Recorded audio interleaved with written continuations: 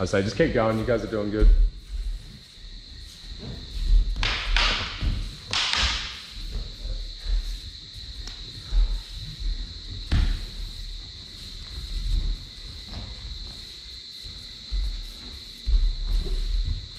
So keep the feet moving and keep bouncing in and out. But here, both go a little wider because you've both narrowed up a bit. Yeah, that's it.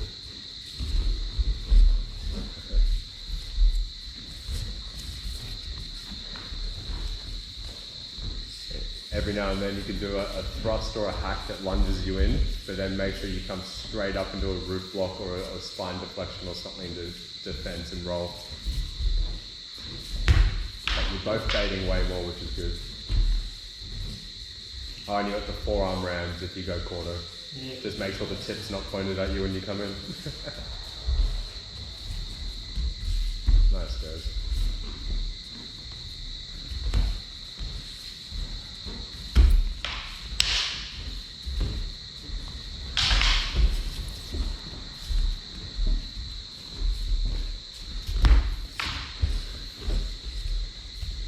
Nice, you're both doing safe attempts as well.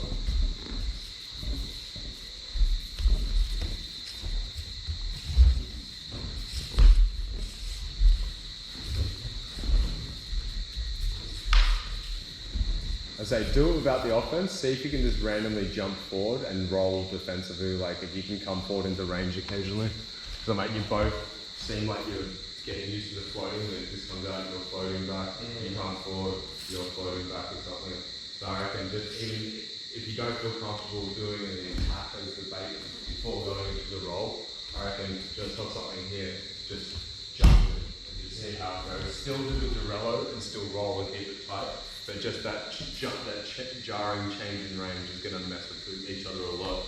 Okay. Even if you guys end up meeting each other, you'll find that one of you, either the person that came in or the person that had the person come at them, will extend out with their arms, and then that means the other one can knock them off the line.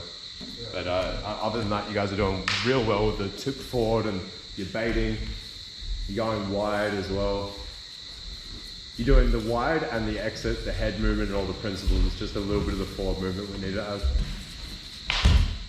Occasionally get that ramming forearm section down. Yeah, here get the forearms.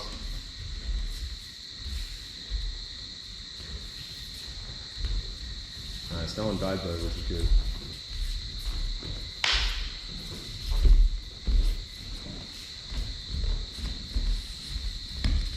See, you're already both a lot closer, so the pressure's increased. It's good, but you're both still baiting and rolling. Nice. Bounce off and roll. Bounce and roll, tip forward. Yeah. Nice, that's it, that's it. Yeah, that's it, nice. That's it. Then you go straight back. Fun? I couldn't get under, there was a lot of forward pressure. Yeah, yeah. I was trying to bring it around. Yeah, keep going. It's sometimes the angles, sometimes the footwork. Sometimes you got to drive up from your feet a bit more. You may have had to do more of a roof block as you roll. There's a few, we'll see on the camera. That's it. And back to the Largo, back to baiting. Lots of fakes.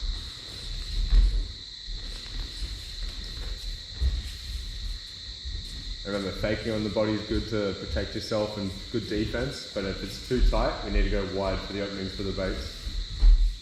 That's it. Nice, guys.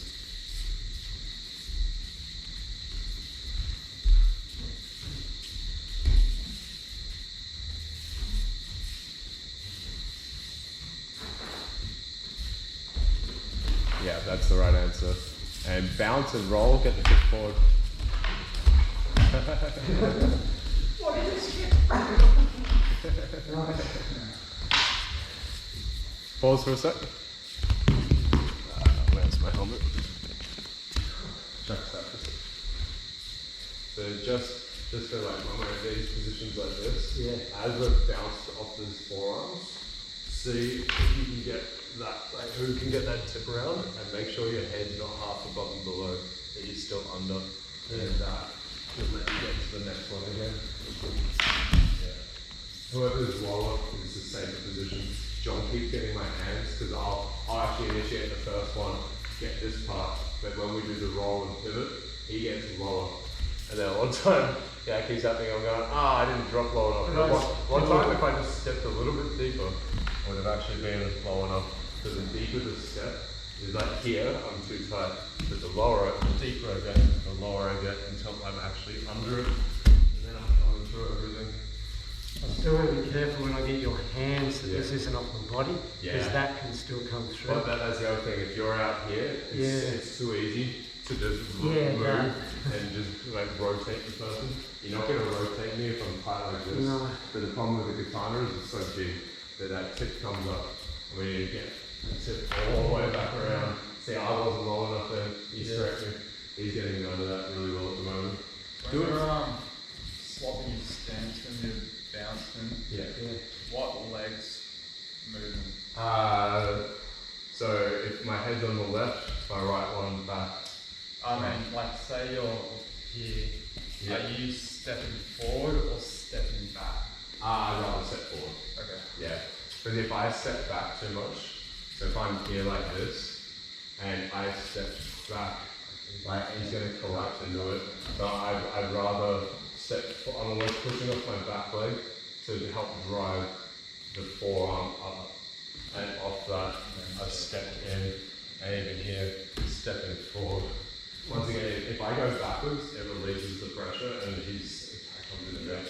It's also very good because you guys are both very, like Floreti-ish. They only get one stab, and if you can get to like about like that deep on their weapon, they can't pull it back anymore. So if this is super annoying here, and if I get that, if John actually goes backwards here, he's just made my Floretis good again. But if I go here and he steps forward, now I have to only do hacks and like, he's taking away one of my options. Yeah, but so that pushing up gives you the space to step forward. Yeah.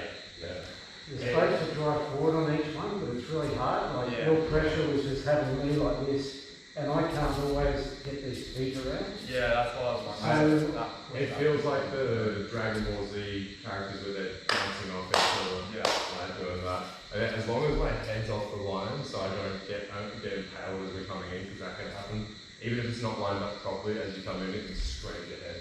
Yeah. But and off the bounce, it's also rolling. If you don't roll quick enough or do that pivot, like if you just try to get around and your head's in the middle, a lot of time they'll power through your blade and it'll just hack into your head like that.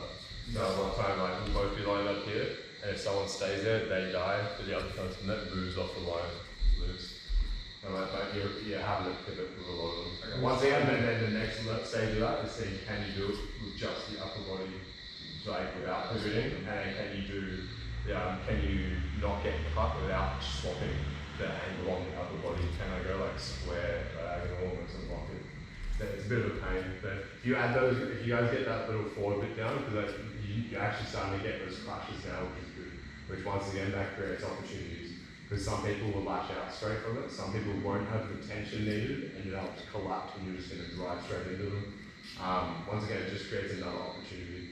And I'll use that to make them think defensively and show up, and I'll step back and then just get a clean hand shot because they've just thought about all this corner stuff. So I use the corner to set up my largo and my largo to set up the corner. So once again, just keep making him think the opposite thing.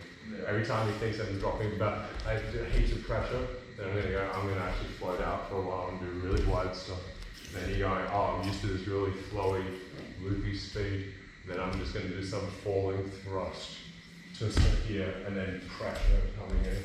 A lot of time I'm going to use that falling thrust to make my leg go really deep, which made me go lower so I could roll. And then as I come around, I loaded that, and now I can drive up and knock him back. If he's not prepared, he's going to get rotated 90 degrees, which means I just won. I've got the angles I need. If he is prepared, which a lot of times he's annoying when he is now, he pivots off, and as he pivots around to face me, we're like square on each other. So he lowers at the same time, but he absorbs a lot of my impact. That means that then we got the follow-ups. So a lot of people go, and just watch afterwards. Yeah, I just keep moving, and they go, you didn't stop, and you just did the next one. And I was like, yeah. I'm still trying to work out the feet myself, because I keep getting caught, like when you've got a lot of pressure on it. I can't move my feet freely to come around and do this. Yeah, that's why I was wondering like which. So I don't know, I'm doing some smaller steps as well. I'm just trying to more lower and loaded. Yeah. But yeah, I haven't got it right either. Yeah. So some of it we're still playing with. Other things like some principles like the tip forward, that's definitely like something you want to keep doing. We definitely want to get under it. Yeah, we want to face the attack whether it goes over or under. I'm just thinking center line. I don't care if it goes over 12 o'clock or over 6 o'clock. Just I'm facing this way until it passes my center line. When it passes my center line, I'm facing that way again. People going, oh, under, over, we're passing, which is better. I'm like, I don't care. And it's too easy. Like, if John's already rolling away, it's too easy for me to pick different angles. I could start here and be going under, and he might be like, keeps up there, and I could step and turn it to like some forms of the bull shot. And like people doing annoying like moves that look like that, and they go florette and go for the neck and stuff. So I'm like, you don't always want to go, oh, I just always make it go under with my defense. You want to make it a bit of both. I'll let you guys jump back into it. Already, the changes you guys are making are looking good.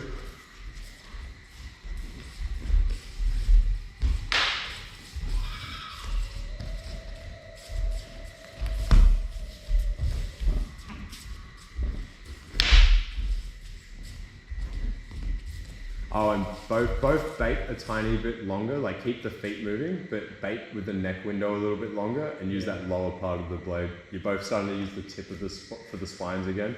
Just bring it for the lower part of the sword. I feel like I'm too far away. Like yeah. No, that's because you guys are using the tip. As I was saying, like, if you do, like, you've done a wide one and then Tom goes for an attack on me, and like, because you guys are using the tip, you're both at this distance. Yeah. Where if I did a similar thing, and I was using that lower part, now even if Tom did bail, I'm in so many, like, there's so many things in range because if I don't use that, and I use that, I have to get physically closer first for it to actually work. Yeah. So I'm like, if he takes a swing at me here, this isn't actually in range to hit that. So I don't need to worry about using a spine here. I can just use an umbagada. I can go fine. But if he did a second shot, so I did like umbagada, and then he followed up with something, I can block with that little section there, and then continue in. Okay. So once again, if you just switch to trying to use that a little bit more, it'll pull you guys closer and you'll start to see more opportunities, which will also give you more green lights for doing those dive shots to go into the corner. Yeah. Yeah. It doesn't mean you can't use that. A lot of times. No. Yeah, and like, especially if I'm out of long range, like if I'm out here still, a lot of time I will do something like that and come back through or whatever, but I just feel like, you know how you said don't go the direct line there. yeah. When I'm just doing this, I don't feel like that's a green light. He's just looking at me going, he's doing the dance. Yeah. Like, I feel like I have to be here. But almost think of it like the spiral. If you keep doing them, you're going to creep closer, creep closer, creep closer. Yeah. And a lot of times they go, oh, he's not even in range. Maybe he Yeah. likes too much. Because they go, look, he's always going for me. Yeah. He's going here. They do this, they take a step on them, and they go, oh, what the hell, mid-step? And you're like, yeah. Or you do one of those ones where you just change the range, or rotate the hips or shoulders. Like. Yeah, I think you're right, just get there and try to step. Yeah. Because the rest I of think it's just the closer you guys get to each other, the more opportunities you'll see. Yeah. And the thing is, they're such long weapons, it's very easy to stay out of range, and you guys have very good timing, distance measurement, and long range attacks already. You guys are both long range counterfighters primarily. Although you've become a bit more pressure fighter in the last 6 months. But it's where your holes work, so it's good training for you. Yeah. But yeah, interesting.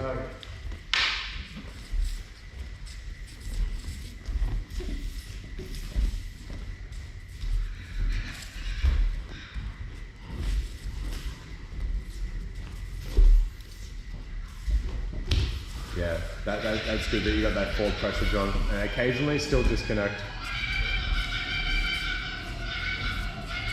So Tom, now that's something you've got to get down a little bit. So it doesn't have to be a lot. You could just do 2 forward and then still exit back, and you can still go wide. You can go in for 1, then back out again. But see if you can get a little bit more forward pressure, and you'll see more stuff. Yeah.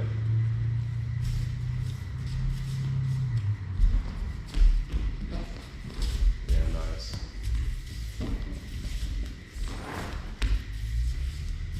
Yeah, that's just the right amount, Tom, as well. Like, you don't need any extra than that. You both look like you're both going forward and you're both going back. You're both doing different angles. I can barely read it now, and I'm not fighting you guys. Nice. Good movement and good defense. Eventually, one of you is going to make a misstep or a mistake because you're in the right range now. I was saying, no, because you're both in the right range now. Because before you were both just out of range of each other. Now you're both just floating in and you're both just floating out, and one of you's initiating, then the other one's initiating. One's faking, one's pulling on it. Like now it's actually flowing in and out in the exact right range for this stuff. So it's only a matter of time till someone gets startled or missteps or does one or two mistakes more than they need. If it's a single mistake, you might not be able to capitalize on it. But once it gets to 2 or 3 mistakes in the same movement, then there's an issue. And you're both in range and you both know what it looks like in an opening. So that was exactly it. Nice. Okay. And once again, this is good. It's on camera as well, so you guys can see the progression. I'll chuck this on the YouTube channel for you boys. Usually I don't chuck the class ones on just because there's under 18 people here, but there's none here today, so no stress.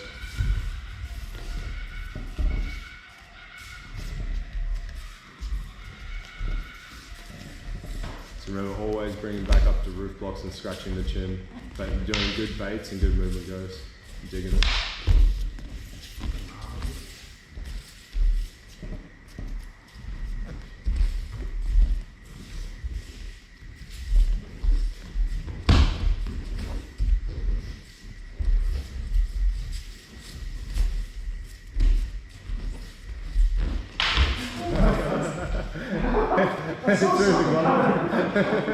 What was that? Distraction.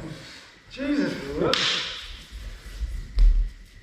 If you read the one-handed one and take a step forward, that's the thing that'll jam him up the most. Yeah. But you've been timing him pretty good, Tom, as well. And also, you also are pivoting back and retracting your feet afterwards because you realise you're open from it, so it's good. It's funny, I don't really do it that much on the like as much as I used to, but it's still definitely an option because people just think that you don't have that range. And if you do that pivot and extend those shoulders, oh man. Yeah, if you see that green light, it's definitely worth it. And now we are baiting, and that's it. If you realise that, especially now we're pulling it closer and we're going between bait and closed. If you see that they're around rib height or lower, you could probably land that. So but instead of going straight for it from lager, get to closer into those positions we're in before, and then if they make a mistake in the baiting, then you'll land it because you're so much closer to each other. Well, that one where you got me here, I couldn't see that. So you guys are doing all the right movements, you just have to get close enough first that when the mistake happens, you can capitalize. Yeah. No, really, really happy with this, boys. This is good. The forward lean, tip forward's looking nice.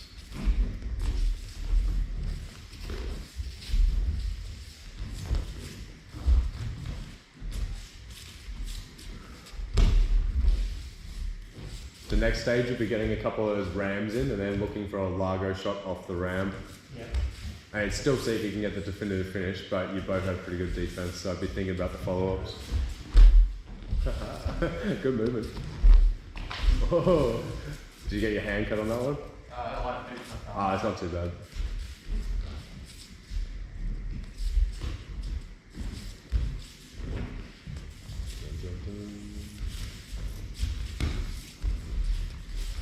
That's it, start going a bit wider. Nice, occasionally dive in. Good movement, guys. Bounce off. All good? At first I was way above you. Where you got was difficult for me. Where'd you get cut then? It's only... You fell through the other side. Yeah, it was like pressure and release. But he was lower than me and I couldn't get, there's no way I could get my legs around that. Yeah. And you're keeping your elbows down because he's not like just clamping you. Yeah. No, it's good. Once again, just the repetition will make you guys feel more comfortable there. And it's going to feel really awkward. You are going to dive into some stuff occasionally, but this will be beneficial for both of you guys for ranges. Also, just because you guys like the counter fighting, but some people just rush you, especially like lower ranks. They're just going to come at you because they're going, I just need to go offense. So I'm like, sometimes this range happens against your will. So you want to make sure that you got those forearms ready.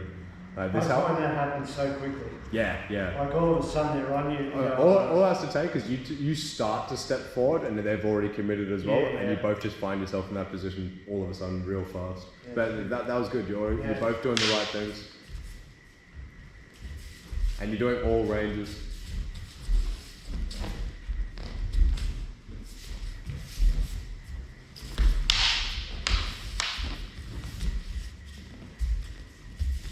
You know, do that exact same thing again. So I do that step in, do that roll out, but then don't exit afterwards. It sounds really weird. But like, I think it was like this, and then he almost went for you, went here, and then I think you gone back. And then you guys have both gone back into the lobby. I was just saying like, you can go like bang, and then this comes here, and then step and roll, and then just stay here. And then you see like, if you can stay in that range and what's available. Once again, people end up lashing out, and at half time, like you get like a hand shot. You start to just step and like get more. But if you guys don't disconnect, that's where the opportunities are at. You both, and it's okay if you want to as well, but I feel like you guys now have a bit of a read on each other's movement a little bit more, that I think you guys would be able to see where the danger is and then still stay and bail and use it and whatnot. Yeah. And that's the same for both you guys, John. You're doing the same thing occasionally. Yeah. And once again, you will get hit occasionally, but you'll get the timing better the more you repeat it. Yeah, nice. Bounce and roll. Yeah, fingers already done. Yeah. That's all right. No, keep going with it. It just means that when you do the bounce, Tom, you're not getting low enough for each one. Yeah.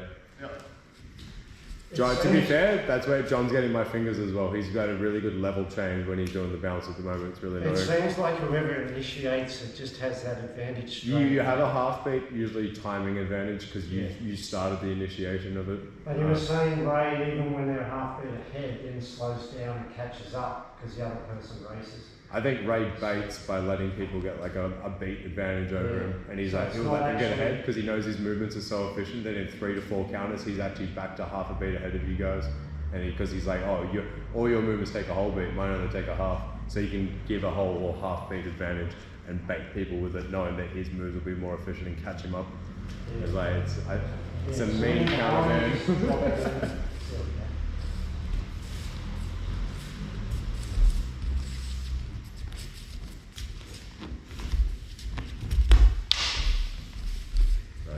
Good range changes.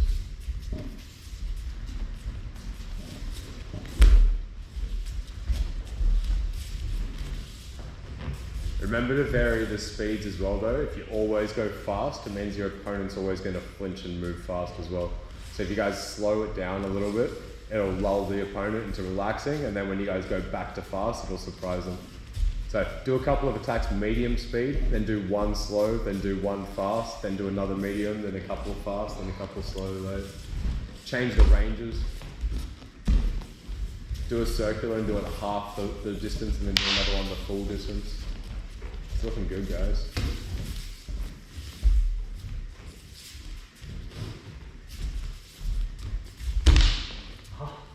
As well.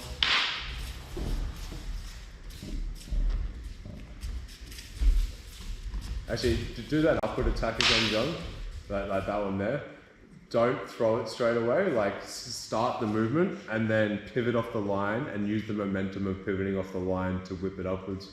Because I'm like, your hands and your body and head are kind of in the middle still. Yeah, almost think of it like the roof block and use it, you think of the attack as the last 1/3 or last 1/4 of the roof block. Yeah. So I'm like, see if you can physically get off the line before extending the whip upwards part. Right. Yeah, because at the moment you're whipping it upwards and your hands and head are in the middle, and then you're falling off after the attack, and that's why your hand is getting hit, because you're leading with the hand first. Okay. Yeah, but just see if you can fall with the head off the line first, and that should just create the whole movement. Okay. Yeah. Yeah, that's already better. It's only a slight angle, but your hands are no longer on the center line. Yeah, well, make sure I pointed it at him. Yeah. I've done the same thing a bunch. It's annoying as hell. Well, once again, good timing and movement, guys. That's it. Bait wide. occasionally just step in. Yeah, nice. Once again, starting to pull flinch reactions from each other. It's hard to tell if you're going forward or backwards. Nice. See, that's it. You can't read it after a while. You're going, what are they doing? And then you realise, I'm thinking, now I'm behind. I normally don't do the stab as well, because slashing stab gets me killed. But you're changing it up. That's it. And you're not repeating anything overly, either of you guys. So we noticed last week when I was when I'm doing the rooftop blocks, that load to that. Everyone that's easy. It's a basic roof block drill. So Josh says do the whip. So it goes from that to the spine, and then you can get behind and walk through. Or It's the whip one you have to show him again. yeah. It's a bit of a weird one. Like I said, if you do an attack on my head, and I do that, you're expecting that, and everyone's just going to return it fast.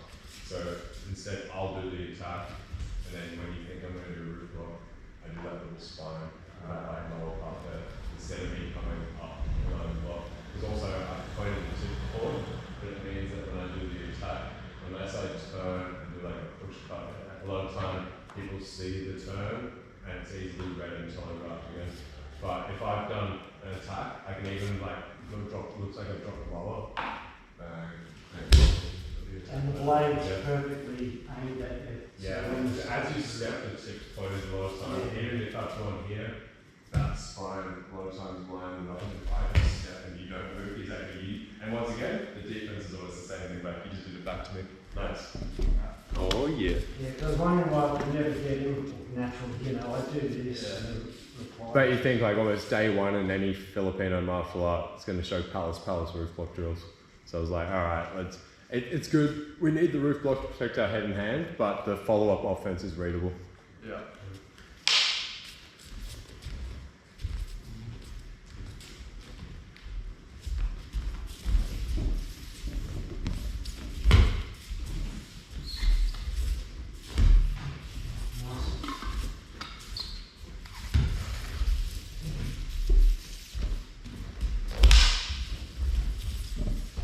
You guys are coming really good range changes now.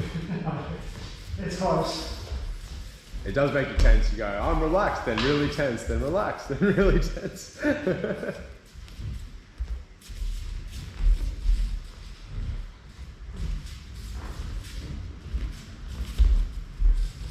Occasionally scratch your chin again because you're both getting a bit low as you're getting closer.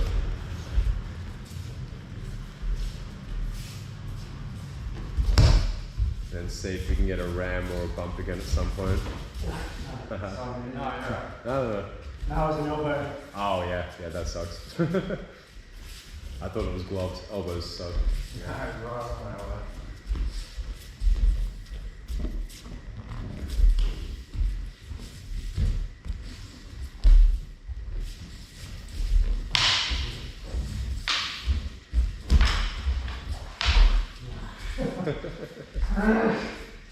I went to come back. I think your hands. stepped I think your down. hands came off your body when Tom stepped back. Yeah, I think you guys met each other. He did a retraction, and you followed, but you followed more with your arms than your feet.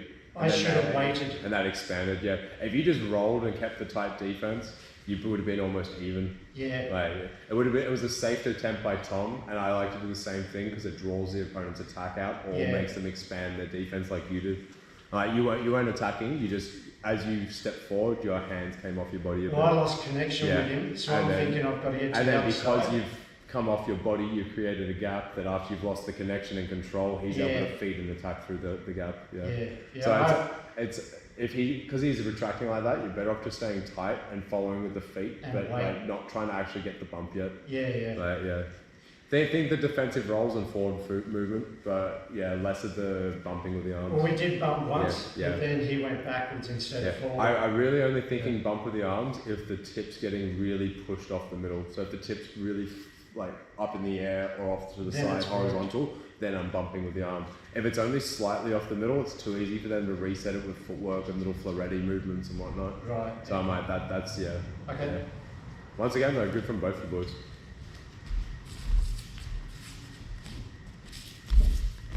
Probably do like another 5 or so, then might call it. This has been good for you guys though.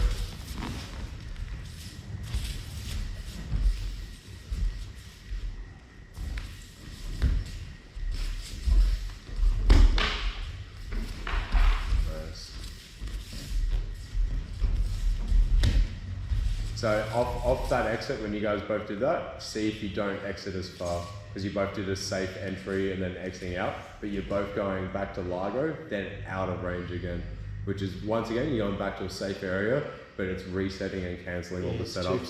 So I would say, mate, do that little entry at the beginning, you're both doing safe, but then when the other person steps back, see if you can stay on them, because then they'll freak out and flinch, and then that's what you're trying to pull.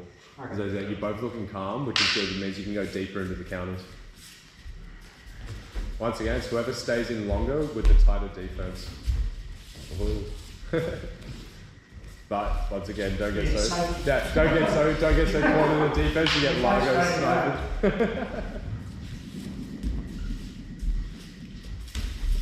Oh, that's awesome. Here's something running on the roof. Nice. John was doing the right like rolling movements, and you did the right like open bait to the side, and they pulled him forward, and you got a good counter. Wonderful. Yeah.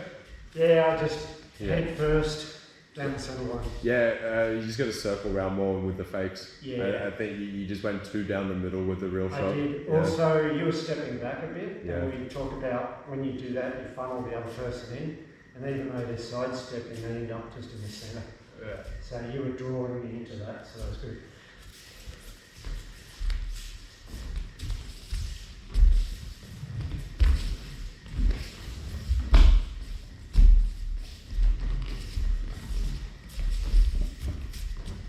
Nice, you guys are even faking with the feet now.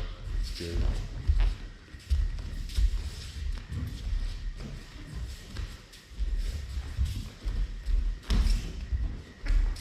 That's exactly it. It's too tight. You guys start fading a bit. Get ready for the distance change. Make sure you're scratching your chin. Think forward more. Yeah. Oh. Yeah. All good? Oh yeah, it was, I was up balance trying to get under. Yeah, it looked like you were falling for a second. Yeah. I got my legs caught trying to come up under. Yeah, but I was saying like just in the middle of those like rotations, think forward a bit more. So whoever goes forward will like override the other person that goes backwards. Yeah. You're both kind of going backwards, so it's both equal because you're both coming forward in the first half, and then on the second half on the pivot, you're both separating and going back. But if someone keeps that forward pressure for both halves of that, you'll override them as they exit. And at that point, whoever exits, once you've already made connection, it's detrimental. Yeah. Alright. A couple more minutes and we'll call it. This has been really good, guys.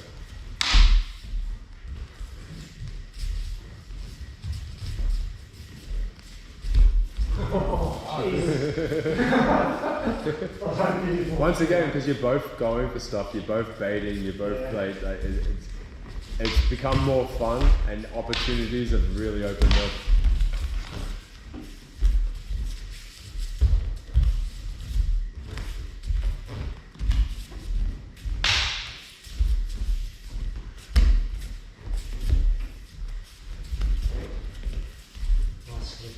Good distance.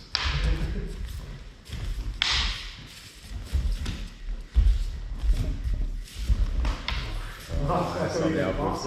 That was good fake. Yeah, he drew your hands up with the forward movement, didn't he?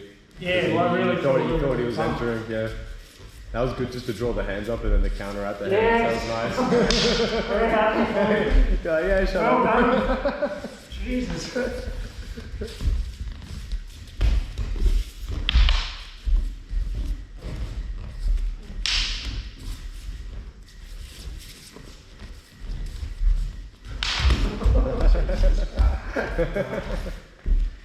Right.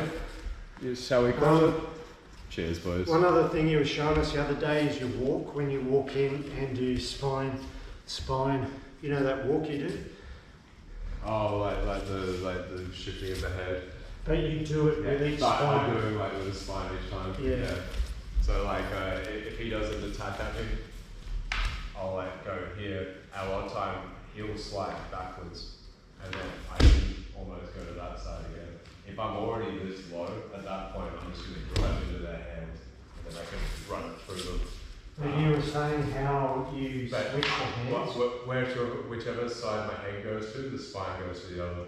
So I'm going here, and my left leg's going out, and let my head and my weight go, the spine's going that way. When he pulls back, I turn that way and step that in. But it's still so tight with it. And at the moment, I don't mind that my tip's up with it, because I actually want him to bring his hands up a bit. Because if I can get him to bring his hands up, because he thinks that's going to come over the top, his elbows will start coming out. And if he's brought that up here, now I can expose all that, I can get the definitive finish that I need.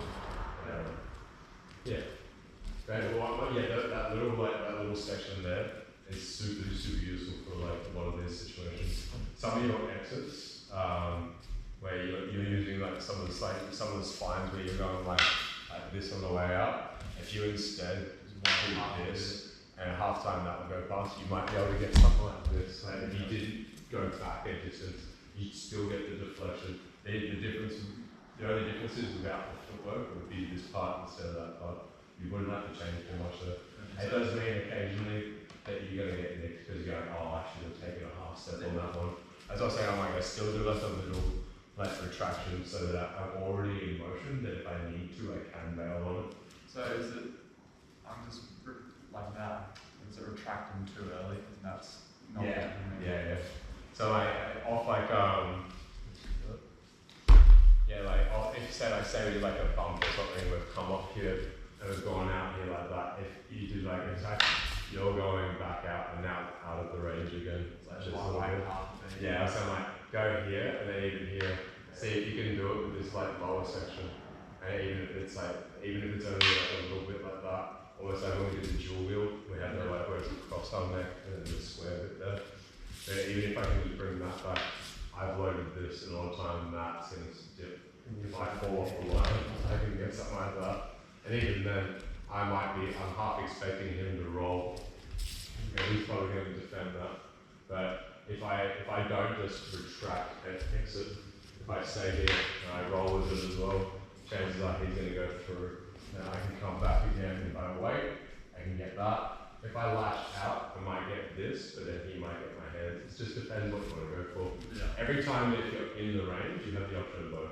I can either keep stepping in, clamp and make it quarter, or once it's passed, I can pick off and do the Ligo again. But I think we're doing defenses, and as we're doing the defenses, we're trying to get out of the range again to be safe, but it's taken away all our options. So I'm trying to do the defense, but stay in range. It's a lot more dangerous. But once again, I'd only be doing this if all of a sudden, if for some reason I'm in a sword fight, and then all of a sudden I realise that it's been more than a minute.